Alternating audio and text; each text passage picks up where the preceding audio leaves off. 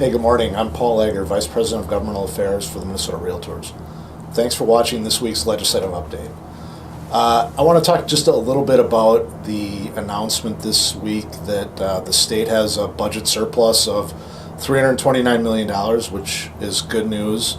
It's not as large a surplus as many were expecting. The rumors that Ryan and I were hearing throughout the week were more along the lines of $600 million to $1 billion. So it's certainly lower than expected, but it's in the positive.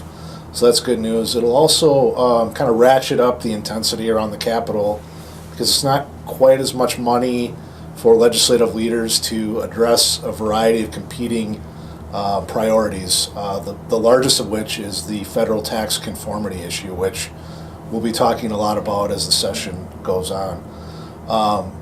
But I also wanted to turn it over to Ryan. Ryan testified on a bill this week that we're supporting, that you're going to be hearing more about as the session goes on, and that hopefully those of you that are registered for Housing Day coming up on March 14th will be talking to your legislators about. So, Ryan, you want to take over and talk about the rulemaking review bill? Sure, thanks, Paul. So yesterday I had the honor of testifying in the Senate State Government Policy and Finance Committee on behalf of Senate File 2567.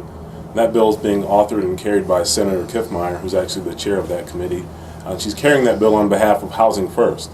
And what that bill does is simply say if there is a state level rulemaking that will increase the cost of a unit of housing by $1,000 or more, then that rulemaking will need to go back to the Capitol, back to the legislature, so that there can be a debate and discussion on the merits of that proposal and how it would increase the cost of housing.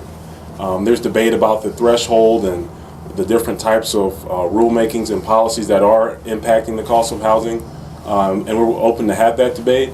But the goal of my testimony yesterday was just to say